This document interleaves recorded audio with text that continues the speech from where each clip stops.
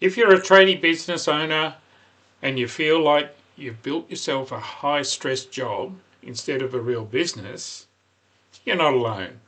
You might recognise yourself in one of these. On the tools all day, quoting at night, doing emails and invoicing on the weekend, putting out fires your team has created, and wondering, how long can I actually keep this up? G'day, I'm Phil Badura from ActionCOACH. In this video, I want to walk you through exactly how to shift from technician to true business owner. And I want to do it by telling you about 3 real clients I've worked with. One, an electrical contractor who was on the verge of burnout. 2, a plumbing business owner who couldn't get off the tools.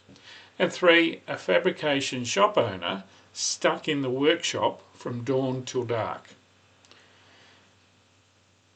You'll see how they redirected their attention, focus and energy, built systems and team ownership, and turned chaos into a business that can grow without them being everywhere all the time.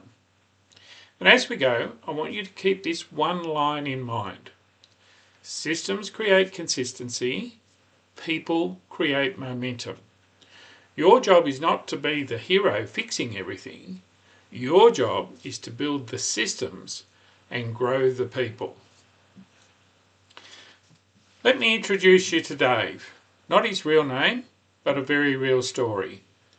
Dave runs a small electrical contracting business. When we first met, he had 5 tradies plus 2 apprentices, plenty of work on the books, and turnover that looked good on paper. But here's what was actually going on. Dave was on the tools 5 to 6 days a week. He was quoting at night, often till 11 p.m. His weekends were full of paperwork and just catching up. Jobs were constantly running late. Callbacks were chewing up his margin, and his family hardly ever saw him. When we mapped it out, we realised something simple but brutal. Dave wasn't running a business, he was the business. Every decision, every problem, every customer issue, it all landed on his shoulders. Why? Because his identity was still in the space of, I'm the best Sparky in the business. Not, I'm the owner who builds the team and the systems. That's where we started the shift. With Dave, we started with this simple formula. Be times do equals have. He wanted to have a business that could run without him on every site.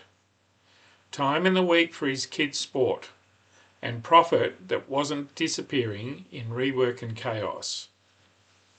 To have that, he couldn't keep being the main tradie. He couldn't keep being the firefighter fixing everything.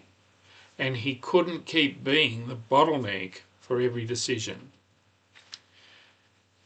And he couldn't keep doing that 60 to 70 hours on the tools and the admin, jumping in to rescue every job, and he couldn't keep holding on all the knowledge in his own head.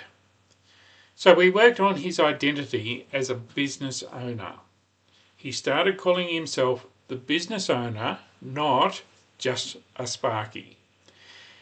He accepted that his real job now was to build people and systems, not just switchboards and fit-outs. Once that identity shifted, his decisions changed.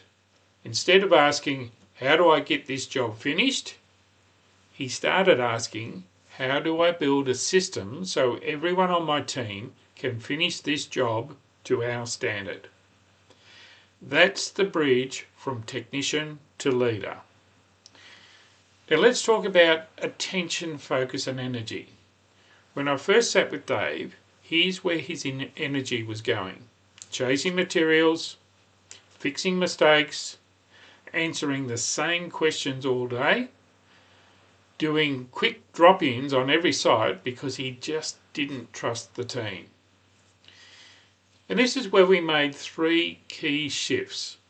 We did a simple exercise. We listed the top 10 problems that were driving him mad. Late jobs, callbacks, lost materials, miscommunications with builders, and staff forgetting details. Then I asked him, what patterns do you see here? After a bit of digging, we realised that there was no standard operating procedures or SOPs in place. No clear handover from office to site processes, and no consistent final checks before leaving a job. It wasn't a staff problem, it was a systems problem. We changed his attention and mindset from, why don't they just do it right? To, what system is missing? What would make it easy for them to do it right every time? Next, we picked 3 focus projects for the next 90 days. So number 1 was SOPs and checklists. We outlined a standard job scope. What was the materials list? Safety and testing checklist was put in place, and then photos were required before leaving the site. Number 2 was the morning startup routine, or rhythm. Quick 10 to 15 minute toolbox each morning, and the purpose was to clarify who's doing what, where and by when. And then the third thing we did was to look at the weekly numbers review. So, jobs that were completed, did we get any callbacks, and what was the gross margin on those key jobs. Instead of trying to fix everything at once, Dave put his focus into those 3. That's what started to move the needle. Finally, we protected his energy by taking him off the tools for small blocks each week. At the start, it was 2 times 90-minute blocks per week dedicated to working on the business. No tools, no emergencies, no site visits. In those blocks, he worked on refining checklists, training his leading hand, and reviewing numbers and job performance.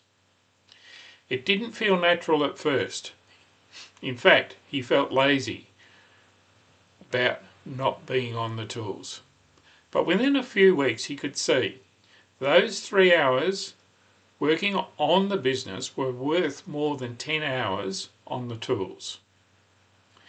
Now, let me tell you about Sarah, a plumbing business owner with a crew of 8. When we met, she said, Phil, I feel like I'm babysitting adults. If I'm not on site, something goes wrong. Here's what was really happening. No one was 100% clear on their role. There were no clear standards for what a finished job actually looked like. And communication was all via phone calls and ad hoc text messages. She was constantly jumping in to solve problems she'd already solved 20 times before. This is where we worked on 2 big traits with Sarah, being a builder of systems and a leader of people. We started with the most painful point, which was callbacks and reworks. Together we documented a simple completion checklist for each type of job, added photo evidence requirements before leaving site, and introduced a call the office before you leave step to double check nothing was missed. Within a few weeks, callbacks dropped significantly. That wasn't magic, that was systems creating consistency. Then we moved to leadership. We set up a weekly 30-minute operations meeting and a fortnightly one-to-one with her leading hand. In those one-to-one meetings, she stopped talking at him and started coaching him. What problems are you seeing on site? What decisions do you feel comfortable making without me? Where do you need clarity from me? So these were the questions she started to ask. Over time, her leading hand started making more decisions, owning quality control, and running toolbox talks without her. Sarah's role began shifting from babysitter to leader. That's people creating momentum. The third story is Mick, who runs a small fabrication and light engineering shop. Mick was busy, the workshop was full, but cash was always tight and he had no idea why. We discovered that pricing was based on what the market will pay and gut feel. Jobs often took longer than estimated, but no one tracked it. There was no visibility on which jobs were actually profitable. So we worked on trait number 4, owner of the numbers. We built a basic weekly scorecard, jobs completed, quotes or quoted hours versus actual hours, the materials variance, the weekly revenue target versus actual, and gross margin percentages. Every Friday, Mick and his right-hand person sat down for 30 minutes to review it. Patterns quickly appeared. Certain job types were always underquoted. Specific customers squeezed on price but chewed up workshop time. And some of his favourite jobs were actually losing money. Armed with that information, he adjusted pricing on problem job types, tightened up scope creep, and introduced variations to customers, and started saying no to certain unprofitable work. Within a few months, profit improved without adding more hours or more staff.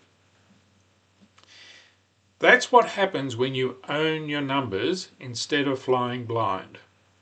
Let's summarise the 5 traits our 3 tradie owners built. Number 1, identify or identity of a business owner, not just the main tradie. Number 2 is the builder of systems, so checklists, job flows and templates. Number 3, leader of people, clear roles, communication rhythms and coaching your key people. Number 4 is the protector of on time, on the business. So regular blocks off the tools for systems and strategy. And number 5 is owner of the numbers. Simple, consistent scoreboard to guide decisions. When you know the numbers, you will make better decisions. And underpinning all of that is systems create consistency, people create momentum. Your systems allow average days to still be good days. Your people, when led well, create the momentum that grows the business. So let me ask you, as a tradie business owner, are you more like Dave, the Sparky who was the business, or Sarah, the plumber stuck babysitting adult, or Mick, the fabricator who was busy but blind on the numbers? Chances are you see a bit of yourself in each of them, and that's okay. What matters is what you decide to do from here. You can keep working harder, doing longer hours, putting your family health and sanity on hold. Or you can decide to become the true business owner your team and your family actually need. Here's what I'd like to do next. Book a free strategy session with me. We'll look at where your attention, focus and energy are going right now. We'll identify which of those 5 traits needs to shift first for your business. And then we'll sketch out a clear 90-day plan to move you from technician to business builder. The second thing we'll do is bring your real situation to the table. The team headaches, the cash flow pressure, and the jobs that always go sideways. We'll tackle it together one step at a time. I'm Phil Badura from Action Coach, turning business dreams into reality, especially for tradies ready to step up and lead. I look forward to meeting you and helping you build a business that works for you, not just because of you.